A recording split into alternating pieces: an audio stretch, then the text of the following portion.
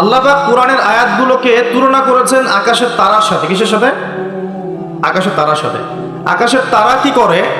শুধু কিন্তু সৌন্দর্য বৃদ্ধি করে না, আকাশের তারাগুলোকে যদি মিলাতে পারেন সঠিকভাবে, আপনি পথ খুঁজে পাবেন। কি পাবেন? পথ বা রাস্তা খুঁজে পাবেন। আর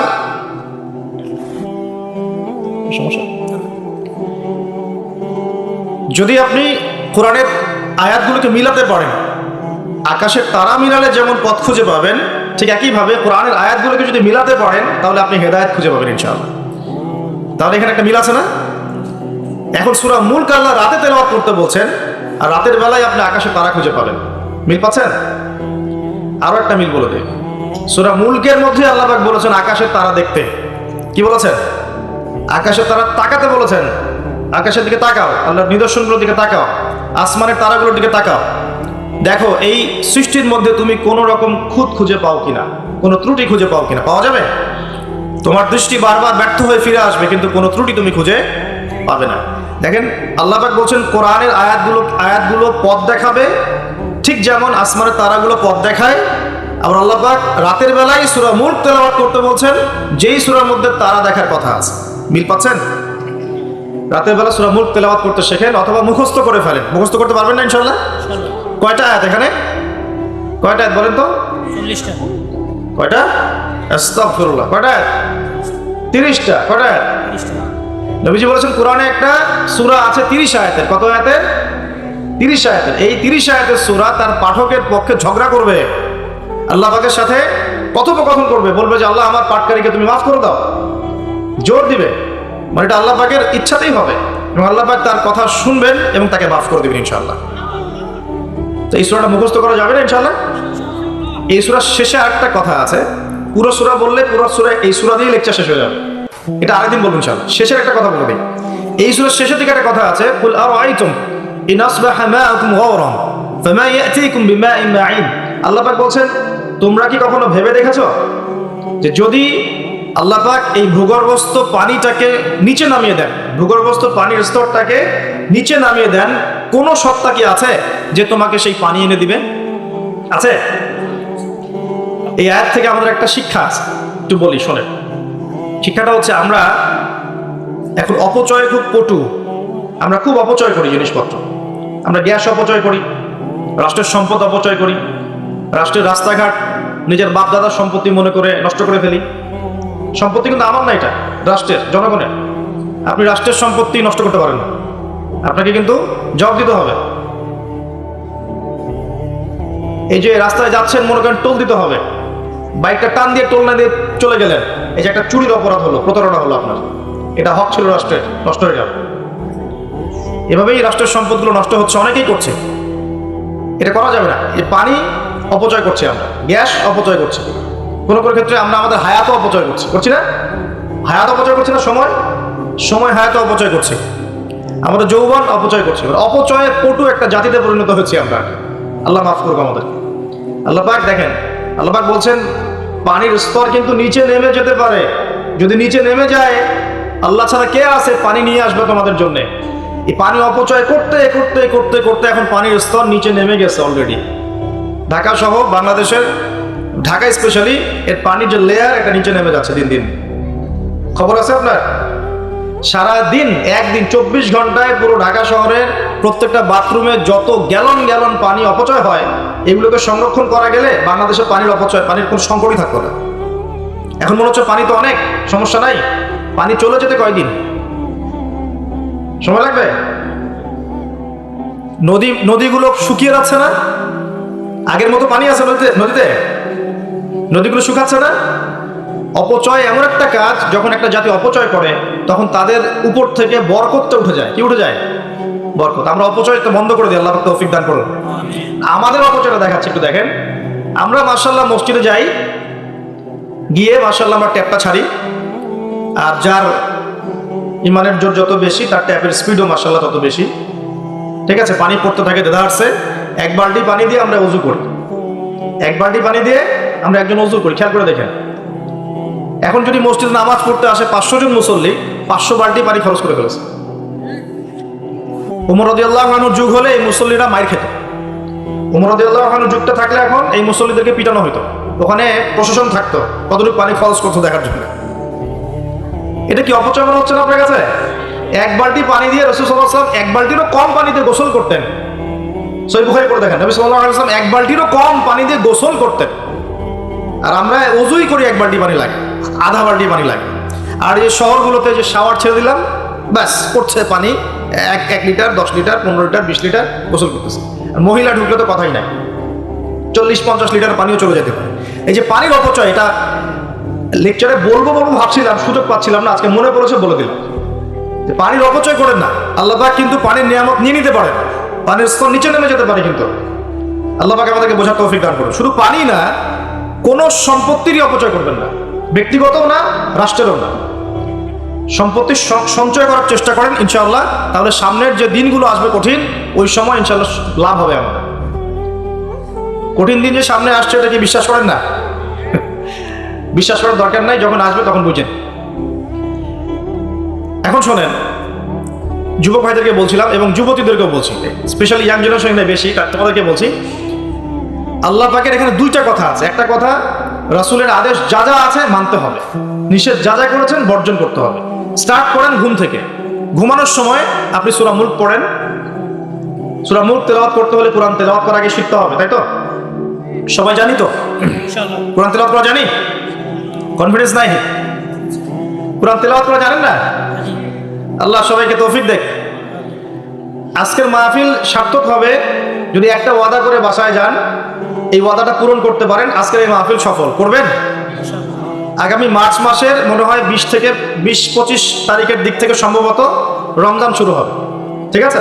এটা কি মাস চলছে? ডিসেম্বর, জানুয়ারি, ফেব্রুয়ারি, মার্চ, 2 মাস বাকি আছে, 2-3 মাস বাকি আছে। এই 3 মাস সময়ের মধ্যে এই মাহফিলে উপস্থিত প্রত্যেক যুবক যুবতী বিশুদ্ধ করে কোরআন তেলাওয়াত করা শিখবেন, ওয়াদা করেন, আল্লাহর কাছে ওয়াদা করেন, শিখবেন ইনশাআল্লাহ। ইনশাআল্লাহ। শয়তান 3টা ধোঁকা দিবে। কয়টা ধোঁকা? হাত নামান। শয়তান 3টা ধোঁকা দিবে, এটা সবাইকে দেয়, আপনাকেও দিবে। 1 নাম্বার ধোঁকা, বৈজ্ঞানিক পদ্ধতি পড়েছি, হুজুরের কাছে পড়েছি, হ্যাঁ, তারাবির নামাজের আগে পরে পড়েছি, রমজানে পড়েছি, আমার জানার দরকার নেই, আমি অনেক জানি। এটা শয়তানের একটা ধোঁকা। ভালো করে পড়াশোনা করলে বুঝবেন যে আপনি কিছু জানেন না এখনো। দ্বিতীয় ধোঁকা হচ্ছে, আপনাকে শয়তান ধোঁকা দিবে, আমার অনেক বয়স হয়ে গেছে, আমি আর পারবো না। এই ধোঁকা দেয় নাই ভাই? আমার অনেক বয়স হয়ে গেছে, আমি আর পারবো না, আমার জিহ্বায় আসে না। জিহ্বায় না আসলেও পড়তে হবে, তাহলে আপনি ডাবল নেকি পাবেন ইনশাআল্লাহ। জিহ্বায় না আসলেও যারা পড়ে, হাদিসে আসছে, মানে আটকে যায়, তারপরেও ওয়াহু আলাইহি শাক্কুন, এটা তার উপর কঠিন হয়, তারপরেও সে চেষ্টা করে, ফালাহু আজরান, তার জন্য ডাবল পুরস্কার, ডাবল নেকি হবে ইনশাআল্লাহ। আরেকটা শয়তান ধোঁকা দিবে, এটা তোমাদেরকে দিবে, ইয়াংদেরকে, সেটা হলো অনেক সময় পড়ে আছে, এত তাড়াহুড়ার কিছু নাই, পরে শিখে নিব। এই ধোঁকা দেয় নাই? এই ধোঁকা দিয়ে দিই তো বয়স হয়ে গেল 25-30, এখনো 30টা কোরআনের আয়াত তুমি বলতে পারছো না। 30টা কোরআনের আয়াত যে তুমি জানো না, এটা তো ওই ধোঁকারই ফসল। তোমার আব্বা আম্মাকে আগে ধোঁকা দিয়েছে শয়তান, যে বাচ্চাটাকে আগে বড় করি, স্কুল কলেজ বিশ্ববিদ্যালয়টা শেষ হোক, তারপরে দেখা যাবে। ওই করতে করতে ছেলের বয়স হয়ে গেছে 25-30, এখনো ওযুর মাসআলা জানে না, নামাজের মাসআলাগুলো জানে না, ফরজ ওয়াজিব সুন্নত মুস্তাহাব বোঝে না, আর ইসলামের গভীর জ্ঞান তো অনেক দূরের কথা। কোরআন হাদিস আকীদা উসুল ফিকহ এগুলো তো অনেক পরের কথা। এখন সেদিন শেখার জন্য একটাই মাধ্যম সামনে পায়, ফেসবুক ইউটিউব, ব্যাস, দ্যাটস অল। আর ফেসবুক ইউটিউব মানেই কি? ঢুকবে, দেখবে অমুক যা বললো তমুকের বিরুদ্ধে, আর তমুক যা বললো অমুকের বিরুদ্ধে, এগুলোই দেখবে। এখানে শেখার তো তেমন কিছু নাই, আপনি তো এখানে সমালোচনা শিখবেন খালি।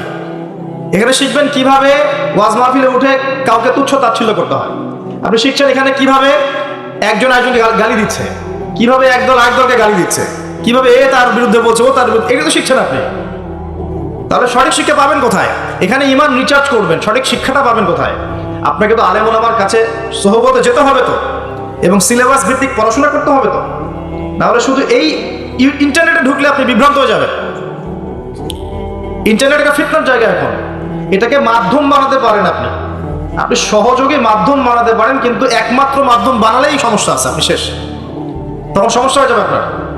এই কথাগুলো আমাদের বাস্তব জীবনের উপলব্ধি থেকে বলছি, ইনশাআল্লাহ আপনার জীবনে ফায়দা দিবে ইনশাআল্লাহ। প্রিয় যুবক ভাইরা, এই 3টা ধোঁকা থেকে বেঁচে থাকবেন। রাত্রেবেলা কি তেলাওয়াত করবেন তাহলে? কোন সূরা? সূরা মুলক। আচ্ছা, ফজিলত কি? কি ফজিলত? ইনশাআল্লাহ আপনাকে আল্লাহ রাব্বুল আলামিন এই সূরা তেলাওয়াতের বরকতে এর ওসিলা ইনশাআল্লাহ কবরের আযাব থেকে বাঁচাবেন ইনশাআল্লাহ। কবরের আযাব সত্য না মিথ্যা? চোখে দেখা যায়? কোনো পরীক্ষাগারে প্রমাণ করা যায়? তাহলে পশ্চিমারা যে বলে যে পরীক্ষা নিরীক্ষা পর্যবেক্ষণ ছাড়া কোনো জ্ঞান নেওয়া যাবে না, তাহলে কি হবে? এই যে শিক্ষা ব্যবস্থা দাঁড়িয়ে আছে এখনকার এই দর্শনের উপরে, পরীক্ষা নিরীক্ষা পর্যবেক্ষণ চাক্ষুষ না দেখা পর্যন্ত কিছু বিশ্বাস করি না। যদি বিশ্বাস করেন তখন আপনাকে বলবে ধর্মান্ধ হয়ে ব্যক্তি। কি বলবে? কথা বোঝেন না আমার? হ্যাঁ, ওদের ফিলোসফি অফ এডুকেশন, মানে আমরা বলি এটাকে এপিস্টিমোলজি, আমাদের ফিলোসফিতে বলতো এপিস্টিমোলজি, মানে জ্ঞান তত্ত্ব। এই শব্দের অর্থ হচ্ছে কি? জ্ঞান তত্ত্ব। ওদের জ্ঞান তত্ত্ব হচ্ছে যে যেটা ভিজুয়াল না, আমরা যা দেখি না, এবং যেটা স্পর্শ করা যায় না, ইন্দ্রিয় দিয়ে উপলব্ধি করা যায় না, মানে স্পর্শ করে বোঝা যায় না, গন্ধ নিয়ে বোঝা যায় না, তারপরে কঠিন তরল না বায়বীয় পরীক্ষা করা যায় না, পরীক্ষা নিরীক্ষা পর্যবেক্ষণের মাধ্যমে সিদ্ধান্তে আসা যায় না, এটাকে জ্ঞান বলে না ওদের মতো। যদি এটাকে এই সিঁড়িগুলো উত্তরানো যায় তখন সেটা জ্ঞান, ওদের দর্শন এটা। তাহলে এখন কবর আযাবটাকে আপনি কি করবেন? এখন কবর আযাব নাই, তাহলে এখন তো আপনাকে আল্লাহ পাকের কথায় বিশ্বাস করতে হচ্ছে না, গায়েবে বিশ্বাস করতে হচ্ছে। তাহলে এখন আপনি যখন গায়েবে বিশ্বাস করতে যাবেন, ওরাই আপনাকে তোকমা দিয়ে দিবে তো ধর্মান্ধ, এবং ওয়ার্ল্ড আপনাকে আক্রমণ করবে তখন। যেমন মুসলিমদেরকে এখন আক্রমণ করছে না এগুলো দিয়ে, এগুলো এমনি এমনি আসে নাই, এটা পরিকল্পিত। আপনার ভিত্তিটাকে নড়িয়ে দিবে। তাই তো আসলেই তো আল্লাহকে তো দেখি না, ফেরেশতা তো দেখি না, জিন জাতিকে তো দেখি নাই, আত্মা তো দেখি না, কবর আযাব তো দেখি না, কেন বিশ্বাস করবো তাহলে? এই জন্য দেখবেন একটা প্রজন্ম তৈরি হয়েছে এখন, ওরা বলে যে আমি তো আল্লাহ কোরআন এগুলো তো খুব একটা বিশ্বাস করি না, কারণ আমি তো দেখি না। নাউযুবিল্লাহ। আছে না এমন লোকজন আশপাশে আপনার? এদের সংখ্যা বাড়ছে না কমছে? দিন দিন বাড়ছে। হয়তো আপনার কাছে মনে হচ্ছে যে এদের সংখ্যা হয়তো বেশি না, কিন্তু দিন দিন বাড়ছে। একটা তথ্য দিয়ে যায় আপনাদেরকে এখানে, শোনেন। বিগত 100 বছরে, কত বছরে? বিগত 100 বছরে বিশ্বের 3টা দর্শন খুব চলেছে। কয়টা দর্শন? 3টা। একটা হচ্ছে এলিমিনেশন, ওরা বলে কি? এলিমিনেশন মানে কনসেপ্ট অফ গড, মানে আল্লাহর বিশ্বাসটাকে সরিয়ে দেয়া, এটাকে এলিমিনেট করা। দেখবেন পশ্চিমারা সহ এই উন্নত সভ্যতা, সকল উন্নত সভ্যতারে কিন্তু আল্লাহ বিশ্বাস করে না, তারা নাস্তিকতার আদর্শ ছড়িয়ে দিচ্ছে, কিন্তু তারা বিজ্ঞানে বিশ্বাস করে, আল্লাহ বিশ্বাস করে না। কিন্তু বিজ্ঞান যদি বলে কবরের আযাব বলে কিছু আছে, ওরা বিশ্বাস করবে, অবশ্যই বিশ্বাস করবে। কিন্তু আল্লাহ যদি বলেন কবরের শাস্তি আছে, তারা বিশ্বাস করবে না। আমার কথা বোঝাতে পারছি? আচ্ছা, এটা একটা। 2 নম্বর হচ্ছে ম্যাটেরিয়ালিজম, মানে বস্তুবাদিতা, মানে মানুষকে দুনিয়া, খাও দাও ফুর্তি করো, ব্যাংক ব্যালেন্স, টাকা পয়সা, জমি জমা, স্ট্যাটাস, এইটুকুর মধ্যে সীমাবদ্ধ করেছে। চিন্তাগুলোকে এর মধ্যে সীমাবদ্ধ করেছে। পরকালের জীবন, ওইখানে জবাবদিহিতা, আল্লাহর সামনে দাঁড়ানো, এগুলো বাতিল, এগুলো পড়ে। মানুষকে দুনিয়ার দিকে ফোকাস করেছে। দেখেন না এখন ফ্লাইওভারে দাঁড়াবেন, দেখবেন মানুষ ছুটছে, সারাদিন ছুটছে। কিসের পিছনে? পরকাল, দুনিয়ার পিছনে। অল্প কিছু মানুষ আছে যারা একটু ধর্মান্ধ টাইপের নাকি, তারা ছোটে ধর্মের দিকে। আরেকটা আছে 3 নাম্বার, এটা হলো চ্যালেঞ্জ এগেইনস্ট রিলিজন, মানে ধর্মের বিরুদ্ধে চ্যালেঞ্জ উত্থাপন করা, যে ধর্মের এটা কেন, ধর্মের ওইটা কেন, হ্যাঁ মুসলিমদের মধ্যে পর্দা কেন, চুরি করলে চোরের হাত কেন কাটতে হবে, বড় একটা বিষয়। তারপরে ইসলামে বহু বিবাহ কেন, ঠিক আছে, তারপরে বিয়ের এক্স্যাক্ট কোনো বয়স নাই কেন, মানে এই যে কনসেপ্ট থ্রো করছে না, এগুলো চ্যালেঞ্জ, রিলিজিয়নকে চ্যালেঞ্জ করা, এই দর্শনটা ছড়িয়ে দেওয়া হয়েছে বিগত 100 বছরে। এই তথ্যটা আপনাকে জানিয়ে দিলাম, ইনশাল্লাহ আপনাদের স্টাডির ক্ষেত্রে কাজে দিবে। প্রিয় ভাইরা, পরিবেশটা নষ্ট করবেন না, যাদের কোনো হাজত আছে পিছন দিক দিয়ে চলে যান। আজকে রাত্রে ঘুমানো থেকে শুরু করে দেন রাসূলুল্লাহ সাল্লাল্লাহু আলাইহি ওয়াসাল্লামের সুন্নাহর উপর আমল করা। পারা যাবে ইনশাআল্লাহ? প্রথমে সূরা মুলক, তারপরে আপনি পড়বেন সূরা ফালাক, নাস, ইখলাস, 3বার, মোট 9 বার। এবং প্রত্যেক 3 বার শেষ হলে আপনি 2 হাতকে একত্রিত করে ফু দিয়ে নিজের মাথা থেকে নিয়ে যতদূর পর্যন্ত পারেন মাসাহ করবেন। ইনশাআল্লাহ রাত্রেবেলা আপনাকে কোনো অদৃশ্যের প্রতি স্পর্শ করবে না ইনশাআল্লাহ। ঘুমের মধ্যে অনেক সমস্যা হয় না অনেকের, ওই যে বলে বোবা ধরে, দুঃস্বপ্ন দেখেন, হ্যাঁ ভয় পান, আছে না এগুলো সমস্যা? এই সব সমস্যার সমাধান কি মেডিকেল সায়েন্স করতে পারে? যাবেন একটা অ্যান্টি ডিপ্রেশন ওষুধ দিয়ে দিবে, অথবা একটা ঘুমের ওষুধ দিয়ে দিবে, ঘুমান। কিন্তু সব সমস্যার সমাধান কে করতে পারে? আল্লাহ পাক করেন ইনশাআল্লাহ। এগুলো নিঃসন্দেহে কোনো না কোনো ভিত্তি এবং পিছনের একটা ব্যাখ্যা আছে, যেটা হয়তো আমাদের নাও জানা থাকতে পারে, হতে পারে না? সব জ্ঞান কি আমাদের আছে? আচ্ছা, সব জ্ঞান যে আমাদের নাই, একটা এক্সাম্পল দিই, জাস্ট একটা এক্সাম্পল দিই। আমাদের শরীরে কি আত্মা আছে? আছে না নাই? আত্মাকে কি কেউ দেখেছে কিনা? এটাকে কেউ টাচ করেছে কিনা? তা আত্মা কঠিন, তরল না বায়বীয় কোনো জ্ঞান কারো আছে কিনা?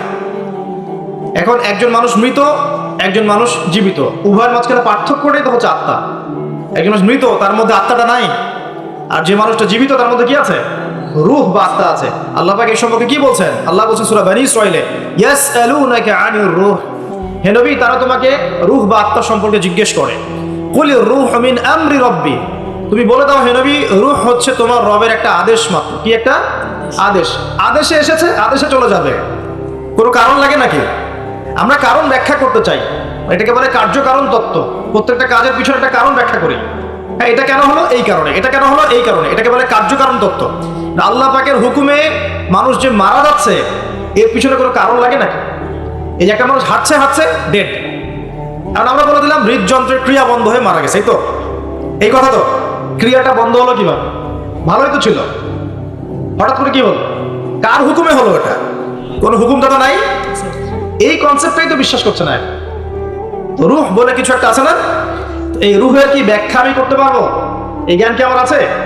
আল্লাহ বলছে ওয়া মা উতীতু মিনাল ইলমি ইল্লা কলিলা, এই বিষয়ে তোমাদেরকে খুবই কম জ্ঞান দেওয়া হয়েছে, জ্ঞানই দেওয়া হয়নি। জ্ঞান কে দেয়? নাকি সব জ্ঞান আমরা অ্যাচিভ করি? জ্ঞানতাত্ত্বিক দর্শন শোনেন, কিছু মানুষ বলেছে সুদীর্ঘকাল ধরে মানুষ বুদ্ধি থেকে জ্ঞান পায়। কি থেকে পায়? বুদ্ধি থেকে। আবার কিছু মানুষ বলেছে মানুষ অভিজ্ঞতা থেকে জ্ঞান পায়। কি থেকে? অভিজ্ঞতা। অভিজ্ঞতা হয়েছে, জ্ঞান পেয়েছে, আগে জানতাম না এখন জানছেন। এখানে বিষয়টা কি? এর চূড়ান্ত বক্তব্যটা কি? চূড়ান্ত বক্তব্য দিয়েছে ইসলাম।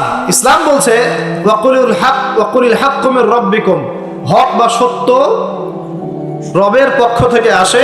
সূরা বাকারায় আছে ওয়া আল্লামা আদাম আল আসমাআ কুল্লাহা, আল্লাহ পাক আদম আলাইহিস সালামকে সমস্ত নাম শিক্ষা দিয়েছেন।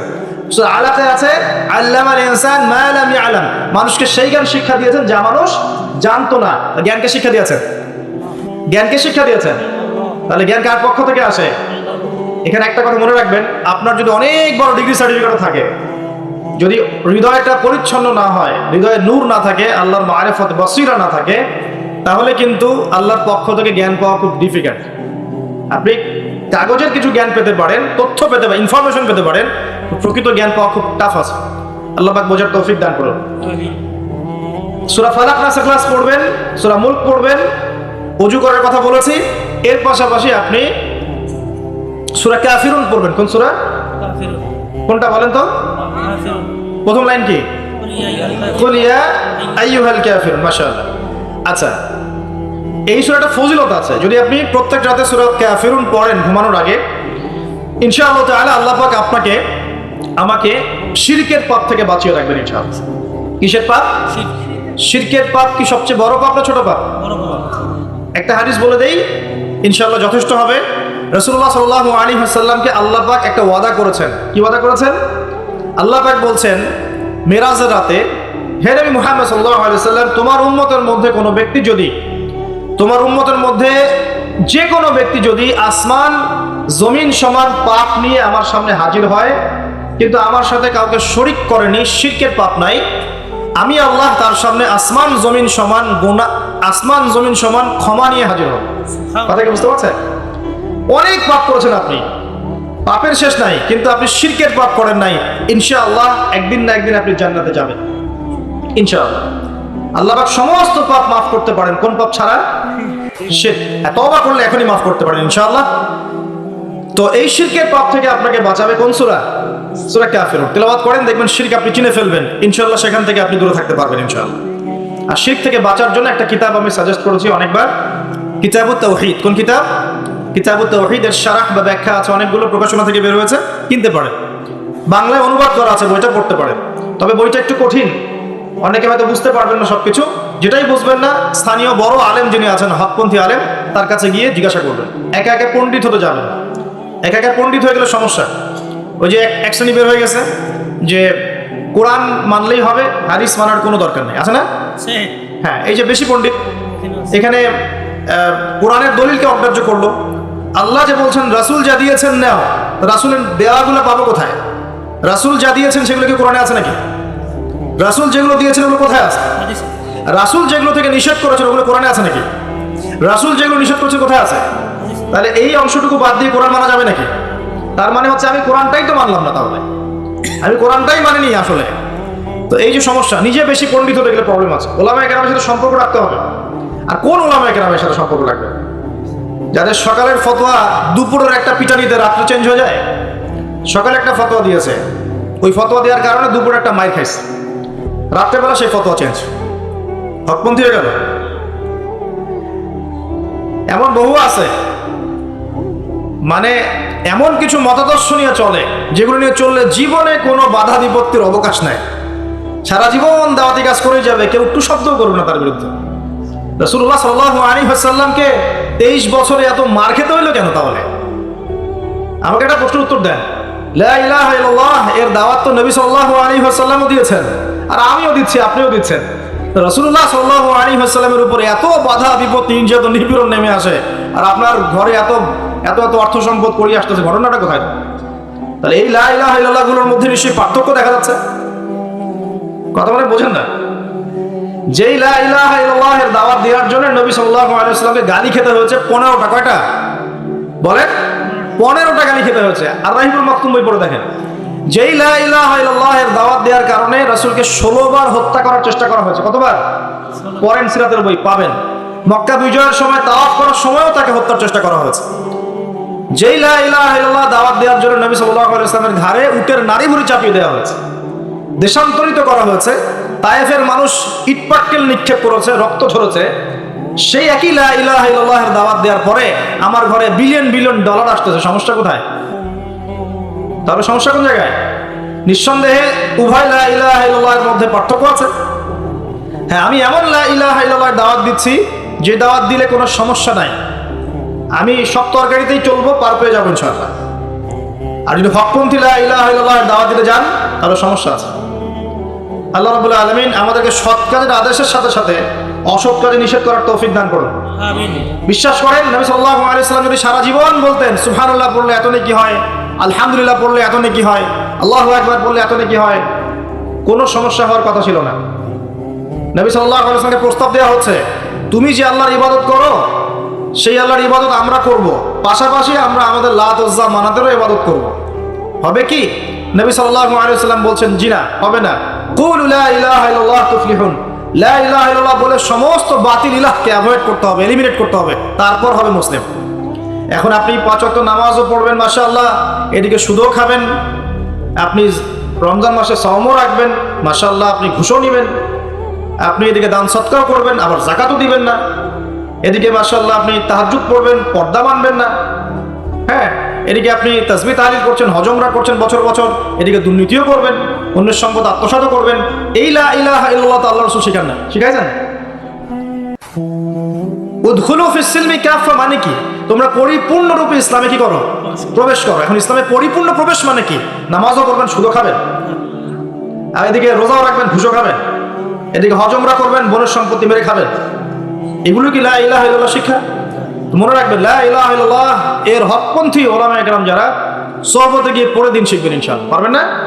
এটা চেনার জন্য আপনাকে এত কষ্ট করতে হবে না, এত কষ্টের প্রয়োজন নাই। খালি দেখবেন যে কাদের দাওয়াতে বাধা বিপত্তি নেমে আসে আর কাদের আসে না। এতটুকু চোখ কান খোলা রাখলেই বুঝতে পারবেন ইনশাআল্লাহ আযজা ওয়া জাল্লা।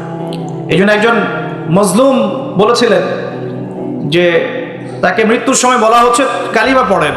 কি পড়েন? কালিমা পড়েন। সে বলছে যে আমাকে কোন কালিমা পড়তে বলছে?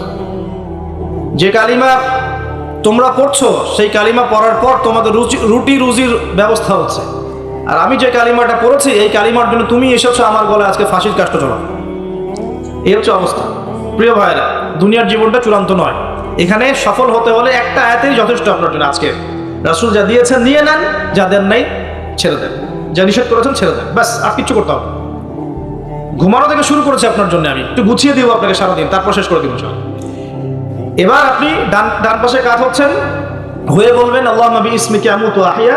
তার আগে যদি সম্ভব হয় 33 বার সুবহানাল্লাহ, 33 বার আলহামদুলিল্লাহ, 34 বার আল্লাহু আকবার পড়ে আপনি ঘুমিয়ে যান। এখন যদি আপনি 6 ঘন্টা বা 8 ঘন্টা ঘুমিয়ে থাকেন, প্রত্যেক সেকেন্ডে আপনি নেকি পাবেন ইনশাআল্লাহ।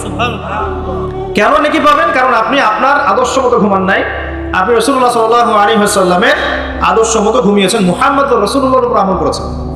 মুহাম্মদ রাসূলুল্লাহ মানে কি? প্রতিটা কাজ করতে হবে কার তরিকায়? রাসূলুল্লাহ। এটা বোঝেন, লা ইলাহা ইল্লাল্লাহ মানে কি? মানে আল্লাহ ছাড়া আর কিছুই চলবে না, সোজা কথা। আল্লাহ ছাড়া আর কিছুই কি চলবে? কিছু চলবে না। মুহাম্মদ রাসূলুল্লাহ মানে হচ্ছে প্রতিটা কাজ করতে হবে কার পদ্ধতিতে? মুহাম্মদ সাল্লাল্লাহু আলাইহি ওয়াসাল্লামের তরিকা। ব্যাস, এই এতটুকু যথেষ্ট। এই কালিমা নিয়ে মৃত্যুবরণ করলে পরে ইনশাআল্লাহ একদিন না একদিন আপনি জান্নাতে যাবেন ইনশাআল্লাহ। যদিও আপনি চুরি করেন, যদিও আপনার জিনা করেন, যদিও আপনি মদ খান, ইনশাআল্লাহ আল্লাহ চাইলে সেই গুনাহ মাফ করে দিবেন ইনশাআল্লাহ। এখন প্রিয় ভাইরা, ঘুম থেকে উঠলেন, এখানে দুটো কথা বলে দেই। এখন আমরা যে সময়টাতে আছে এটা শীতকাল না? এই সময়টা কি শীতকাল না? আমি দেখছি আমি ছাড়া আপনারা সবাই শীতের কাপড় পরেছেন। বাসা খুব ঠান্ডা। যুব সমাজের এত ঠান্ডা লাগে কেন? এই বয়সে এত ঠান্ডা লাগে কেন? এখন তো রক্ত গরম থাকার কথা, নাকি? ঠান্ডা লাগে খুব, তাহলে তো সমস্যা। আচ্ছা, এটা তো শীতকাল চলছে নাকি? শীতকাল সম্পর্কে দুটো কথা বলে দিয়ে আপনার উপকার হবে ইনশাআল্লাহ, আমার উপকার হবে ইনশাআল্লাহ। একটা হাদিসে আসছে শীতকালটা হচ্ছে মুমিনদের জন্য গনিমত। মুমিনদের জন্য কি গনিমত? মানে হচ্ছে একটা সম্পদ, যে সম্পদটা যুদ্ধ করে লব্ধ করতে হয়, কিন্তু এখানে কোনো যুদ্ধের প্রয়োজনই হচ্ছে না। গনিমত, উপহার, গিফট। কিরকম? শীতকালে রাতটা হয় লম্বা, রাতি হয় লম্বা, হয় না? এতে করে সারা রাত আপনি অনেক ইবাদত করতে পারবেন। আর দিনটা হয় ছোট, দিনটা ছোট হয় না? এতে করে আপনি দিনের বেলা সওম বা রোজা রাখতে পারবেন। শীতকাল আসলেই সাহাবীরা বলতেন আহলান সাহলান, শীতকালকে বলতেন আহলান সাহলান। শীতকাল তুমি এসেছো, আলহামদুলিল্লাহ। এখন রাত্রেবেলা হে কোরআনওয়ালারা তোমরা উঠে যাও এবং কোরআন তেলাওয়াত করতে থাকো, এবং দিনের বেলা তোমরা সওম পালন করতে থাকো, আলহামদুলিল্লাহ। তো শীতের রাতটা কাজে লাগাতে পারি না আমরা? রাতের একটা অংশ ঘুমিয়ে যাবেন, শেষ অংশে উঠে তাহাজ্জুদ পড়বেন এবং কোরআন তেলাওয়াত করবেন এবং আল্লাহর কাছে হাত তুলে দোয়া করবেন। ইনশাআল্লাহ শেষ অংশে, রাতের শেষ অংশে আপনি যে দোয়াই করবেন, আপনার রিজিক যদি হালাল হয় ইনশাআল্লাহ কবুল হয়ে যাবে। শীতকালকে কাজে লাগান। আবার দিনটা হয় ছোট, তাই দিনের বেলা আপনি সওম বা রোজা রাখতে পারবেন। আল্লাহ পাক তৌফিক দান করুন। শীতকাল সম্পর্কে একটা এরকম বর্ণনা আছে, যখন কঠিন শীত আসবে তখন ওই শীতটা থেকে একটা আশ্রয় প্রার্থনা করতে হয় আল্লাহর কাছে, আল্লাহ এই কঠিন শীত থেকে আমাকে বাঁচাও। কারণ কি জানেন? কারণ হচ্ছে জাহান্নাম বছরে 2টা নিঃশ্বাস ছাড়ে। কয়টা নিঃশ্বাস? 2টা। একটা নিঃশ্বাস গ্রীষ্মকালে যখন প্রচন্ড দাবদাহ চলে, ওইটা হচ্ছে জাহান্নামের নিঃশ্বাসের ফসল। ওই প্রভাবে পৃথিবীতে এরকম দাবদাহ চলে। এই সায়েন্স বিশ্বাস করবে? করবে না। ওর বিশ্বাসের আমার যায় আসে না। আল্লাহ পাক বলেছেন সত্য, রাসূল বলেছেন সত্য। আরেকটা হচ্ছে শীতকালে যখন প্রচন্ড ঠান্ডা, তখন শীতকালে জাহান্নামের এমন একটা জায়গা আছে যেটা কিন্তু শীতল জায়গা।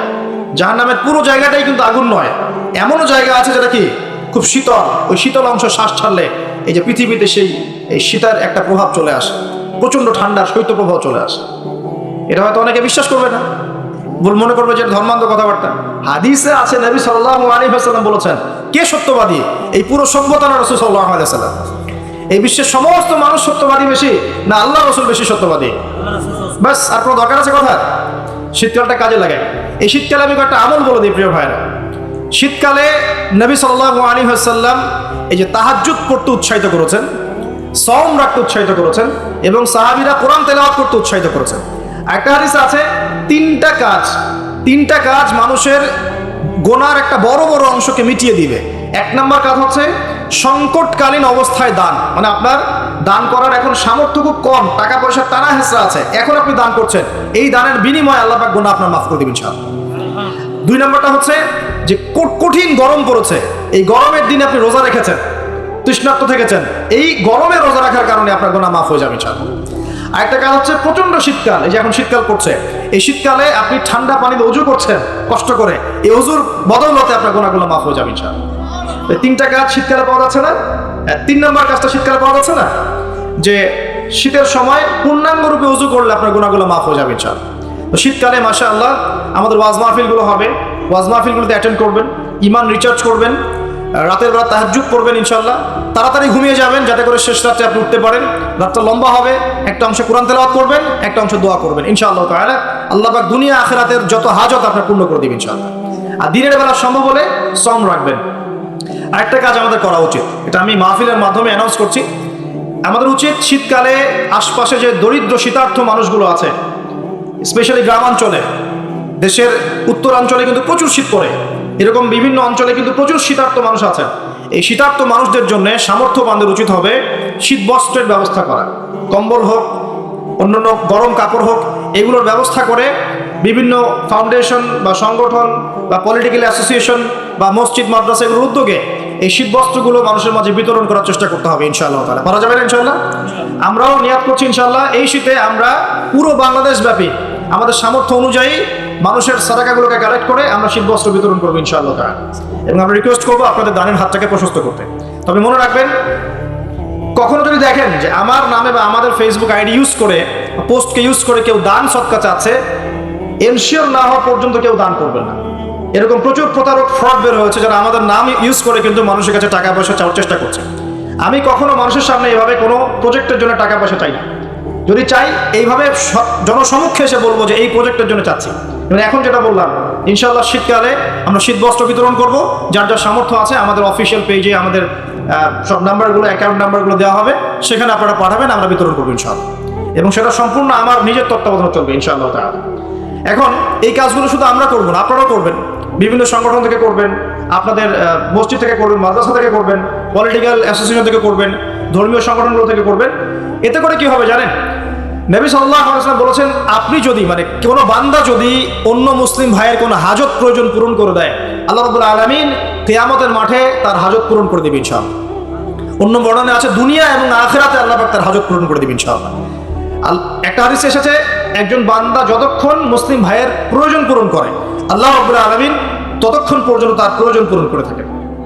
অতএব অন্যের মুখে হাসি ফোটানোর নিমিত্তে এই শীতার্থ মানুষগুলোর পাশে আমাদের দাঁড়ানো উচিত। আল্লাহ পাক আমাদেরকে তৌফিক এনায়েত করুন। শীতকালে এই কাজগুলো করবেন। আর শীতকালে কিন্তু কিছু কিছু নোংরামি কাজ হয়, এই কাজগুলোও বর্জন করতে হবে। পারবো না ইনশাআল্লাহ? এক নম্বর নোংরামিটা হচ্ছে, শীতকালে দেখবেন এমন কিছু অনুষ্ঠানের আয়োজন করা হয় যেগুলোতে অপসংস্কৃতির বাদ্যযন্ত্র বাজতে থাকে। খেয়াল করেন, স্পেশালি দেখবেন গ্রামে গঞ্জে কিছু কিছু পিকনিক আয়োজন করে, এগুলোতে দেখবেন এমন গান বাজনা বাজায়, ডিজে গান বাজায় যে মানুষের সারা রাত ঘুম হারাম হয়ে গেছে। হয় না এরকম? এরকম হয়। ঐতিহ্য রক্ষা করতে সমস্যা নাই। শীতকালে আমাদের এখানে পিঠার উৎসব হতো না? তারপরে আমাদের এই যে একটা নবান্ন উৎসব হতো না? একটা দেশীয় লোকজ ঐতিহ্য থাকে, সেগুলো পালন করতে সমস্যা নেই, যতক্ষণ পর্যন্ত সেগুলোর মধ্যে কোনো শিরক বেদাত বা হারাম না ঢুকছে। এগুলো পালন করতে সমস্যা নেই। কিন্তু আপনি পিকনিক করবেন, এখানে ধারসে মিউজিক প্লে করবেন, ডিজে বাজাবেন, মানুষের ঘুম নষ্ট করবেন, হারাম করবেন, এটা কি ইসলাম জায়েজ করেছে নাকি? এই কাজগুলো শীতে বেশি হয়, সতর্ক থাকবেন। শীতে আবার দেখি আমরা অনেকেই কি করি, ব্যাডমিন্টন খেলেন, তাই না? সরকারি লাইন থেকে একদম মাশাআল্লাহ ইলেকট্রিক লাইন নিয়ে যদি খেলতে হয়, নিজের বাড়ির লাইন থেকে খেলবেন, নিজের বাসা থেকে লাইন নিয়ে খেলবেন। খেলেন, আমি উৎসাহিত করছি, কারণ এটা আপনার ফিজিক্যাল স্ট্যামিনার বাড়াবে, অ্যাটলিস্ট আপনার শরীর চর্চা হবে। ঠিক আছে, আপনার শরীর চর্চার দরকার আছে। এই কাজগুলো মোবাইলের সামনে বসে বসে সময় নষ্ট করার অনেক ভালো আছে, ঠিক আছে? কিন্তু আপনি চুরি করে লাইন নেবেন না কারোর কাছ থেকে।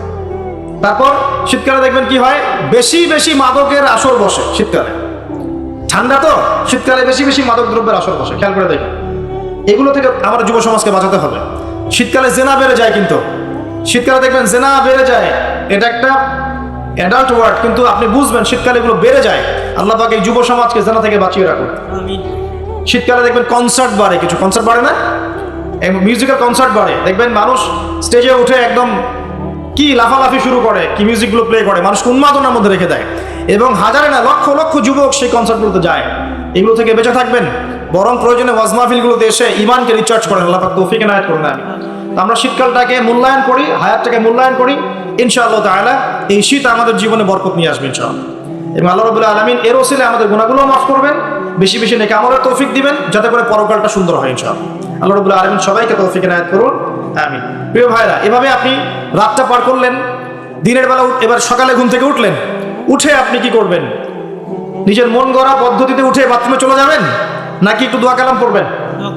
উঠে দোয়া পড়বেন, আলহামদুলিল্লাহিল্লাযী আহইয়ানা বা'দা মা আমাতানা ওয়া ইলাইহি। গিয়ে আগে কোন পা ঢুকাবেন? ডান পা না বাম পা? আগে বাম পা। বিসমিল্লাহ বলে ঢুকে আল্লাহুম্মা ইন্নী আউযু বিকা মিনাল খুবসি ওয়াল খাবাইস ইস্তেনজা করেন। যতক্ষণ ইস্তেনজা করছেন আপনি ইবাদতের মধ্যে আছেন ইনশাআল্লাহ। এবার বের হলেন, গুফরানাকা বলে বের ওযু করবেন। প্রথমে বিসমিল্লাহ, ওযু ধীর স্থির ভাবে করবেন। আরো যে বললাম, খুব বেশি পানি ইউজ করার দরকার নাই, পানির স্পিডটা কম রাখবেন, পানি অপচয় করবেন না। দেখেন, ওযু যদি বিশুদ্ধ না হয়, নামাজ কি বিশুদ্ধ হবে? ওযুতে যদি আপনি এক বালতি পানি শেষ করেন তাহলে তো হলো না কিছু। ওযুতে পরিমাণ মতো পানি ইউজ করেন, তারপরে ওযু শেষে কালিমা শাহাদা পড়লে আপনার জন্য জান্নাতের দরজাগুলো খুলে যাবে ইনশাআল্লাহ। এবার মিসওয়াক করলেন, ওযু শেষে ওযুতেও মিসওয়াক করতে পারেন, শেষে করতে পারেন। এবার আপনি পায়ে হেঁটে হেঁটে নামাজে যাচ্ছেন। নামাজে যাওয়ার সময় বাসা থেকে বের হবেন, এমনি এমনি বের হবেন না দোয়া পড়বেন? কোন দোয়া পড়বেন? বিসমিল্লাহি তাওয়াক্কালতু আলাল্লাহি ওয়ালা হাওলা ওয়ালা কুওয়াতা ইল্লা বিল্লাহ। ব্যাস, বের হওয়ার সাথে সাথেই একজন ফেরেশতা আপনার সাথে চলে আসবে ইনশাআল্লাহ, শয়তান দূরে চলে যাবে। এবার পায়ে হেঁটে হেঁটে আপনি মসজিদ যাচ্ছেন, প্রত্যেক পদক্ষেপে হাঁটছেন, একটা করে পা ফেলছেন, একটা গুনাহ মাফ, একটা করে পা ফেলছেন, একটা নেকি লেখা হচ্ছে। আর কি চাই বলেন? আল্লাহ পাক রহমত দিচ্ছেন, মর্যাদা বাড়াচ্ছেন। এই সময় একটা দোয়া পড়তে পারেন, আমি শিখিয়ে দিই। এই দোয়াগুলো সব হিজতুল মুসলিম বইয়ের মধ্যে আছে। প্রিয় ভাই, সবগুলো দোয়া মুখস্থ করে ফেলেন। সারা জীবনে কত কিছু মুখস্থ করলেন, আমি ফখর করছি না, কিন্তু আমি বিশ্বাস করেন এই মুহূর্তে যদি বাংলাদেশের সব দোয়ার বইও না থাকে, মুখস্থ একটা পুরা হিজতুল মুসলিম লিখে দিতে পারবেন ইনশাআল্লাহ। পুরা বইটা মুখস্থ করে ফেলবেন ইনশাআল্লাহ। পারা যাবে না? যদি ইসলাম তো এমনই, পৃথিবীতে যদি কোনো কোরআনের কপিস এখন না থাকে, এরকম কপিস, এরকম লক্ষ লক্ষ হাফেজ, কোটি কোটি হাফেজে কোরআন আছেন, আগামীকাল হওয়ার আগেই, সূর্য ওঠার আগেই কোরআন লেখা শেষ হয়ে যাবে। হবে না? মুখস্থ করে ফেলবেন। সবকিছু অ্যাপসে নির্ভর হবেন না, বইয়ে নির্ভর হবেন না, নিজের জেহেনে নিয়ে নেবেন ইনশাআল্লাহ। এরপরে আপনি চলার পথে পড়বেন আল্লাহুম্মা ইজআল ফি কলবি নূরা ওয়া ফি লিসানি নূরা ওয়া ফি সামঈ নূরা ওয়া ফি বাসারি নূরা ওয়া আন ইয়ামিনি নূরা ওয়া আন শিমালি নূরা ওয়া মিন ফাওকি নূরা ওয়া মিন তাহতি নূরা আল্লাহুম্মা ইজআল ফি নাফসি নূরা। এই দোয়াটা পড়তে পারেন। এতে করে আল্লাহ পাক আপনাকে নূর দিবে। কি দিবে? নূর বা আলো দিবে ইনশাআল্লাহ। এই নূর আপনার জীবনেও লাগবে, কবরেও লাগবে ইনশাআল্লাহ। এবার নামাজে গেলেন, মসজিদে ঢুকবেন, কি এমনি এমনি না দোয়া আছে? ডান পা দিয়ে ঢুকবেন, দোয়া পড়বেন বিসমিল্লাহ ওয়াসসালাতু ওয়াসসালামু আলা রাসূলিল্লাহ আল্লাহুম্মা ইফতাহ লি আবওয়াব রাহমাতিক। একটা দোয়া আছে আউযু বিল্লাহিল আযীম ওয়া বিওয়াজহিল কারীম ওয়া সুলতানিহিল কদীম মিনাশ শাইতানির রাজীম। এটাও পড়তে পারেন। ব্যাস, এই দোয়া পড়লে শয়তান থেকে আপনি নিরাপদে থাকবেন। নামাজে দাঁড়ালেন, এই যে ফজর পড়বেন, যোহর, আসর, মাগরিব, এশা, 5 ওয়াক্তের নামাজ পড়বো না? প্রত্যেক ওয়াক্তের জন্য একটাই নসিহত, সেটা হলো নামাজের বাহ্যিকতা গুরুত্বপূর্ণ, কিন্তু বাহ্যিকতার চাইতে বেশি গুরুত্বপূর্ণ হচ্ছে নামাজের আধ্যাত্মিকতা, নামাজের হার্ট, মানে মারিফত, ইহসান, খুশু, এগুলো বেশি ইম্পর্টেন্ট। নামাজে মনোযোগ ঠিক থাকছে কিনা খেয়াল রাখতে হবে। মনোযোগ বাড়ানোর বুদ্ধি কি? কয়েকটা টিপস বলে দেই। মনোযোগ বাড়ানোর বুদ্ধি হচ্ছে নামাজে যা বলছি মুখ দিয়ে, এগুলোর আরবির অর্থগুলো আপনার জানতে হবে। যদি আপনি অর্থটা জানেন, দেখবেন আপনার মনোযোগ অনেক বেড়ে গেছে ইনশাআল্লাহ। অর্থ না জানলে আপনি দাঁড়িয়ে থাকবেন, হাই তুলবেন, হাই, হুজুর তেলাওয়াত করছে, আপনি হাই তুলবেন, কারণ অর্থ আপনি বোঝেন না। একটু খেয়াল করেন, একটা এক্সাম্পল খেয়াল করেন। মনে করেন আপনার মা অসুস্থ, নাউজুবিল্লাহ, বা আপনার বাবা অসুস্থ, আল্লাহ না করুন, বা আপনাদের ছেলে সন্তান, মেয়ে সন্তান অসুস্থ। এখন আপনি কোনো উপায় নেই, ডাক্তার বলছে যে খুব সিরিয়াস অবস্থা, হয় না এমন মাঝে মাঝে? আচ্ছা, এখন আপনি সেজদায় পড়ে গেলেন, হাত তুললেন, তুলে আল্লাহকে বলছেন, আল্লাহ আমার বাবা অসুস্থ, আমার মা অসুস্থ, আমার ছেলে বা মেয়েটা অসুস্থ, আল্লাহ তুমি তাকে শেফা দান করো। এই কথাটা বলার সময় আপনার চোখ দিয়ে পানি ঝরে না? ফিলিংস আসে না? এই ফিলিংসটা কেন আসে? কারণ আপনি যা বলছেন আল্লাহকে, সেটা আপনি উপলব্ধি করতে পারেন, ফিল করতে পারেন। আর নামাজে কেন মনোযোগ আসে না?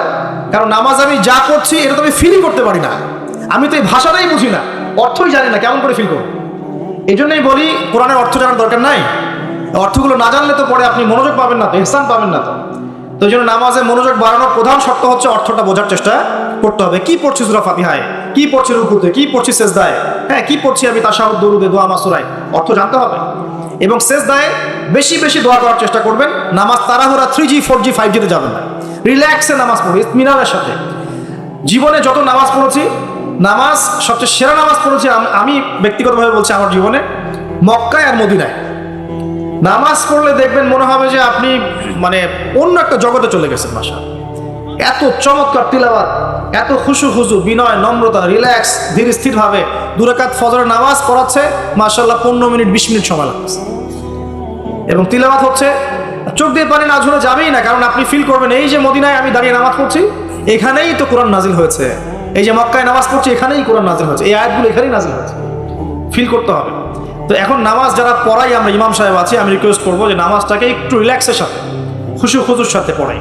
আমি জানি মুসল্লিরা এখন খুব ব্যস্ত, ইমাম সাহেব লম্বা করতে চলে মুসল্লি এসে ডিস্টার্ব করা শুরু করে, নাকি ইমাম সাহেব আপনার কি কাজ নাই, এত লম্বা করেন কেন? প্রিয় ভাইরা, দুনিয়াতে কেন এসেছি বলেন তো? দুনিয়াতে কেন আসছি আমরা? ওয়ামা খালাকতুল জিন্না ওয়াল ইনসা ইল্লা লিয়াবুদুন। কার ইবাদত করতে আসছি? তো দুনিয়াতে নামাজই তো বেস্ট ইবাদত।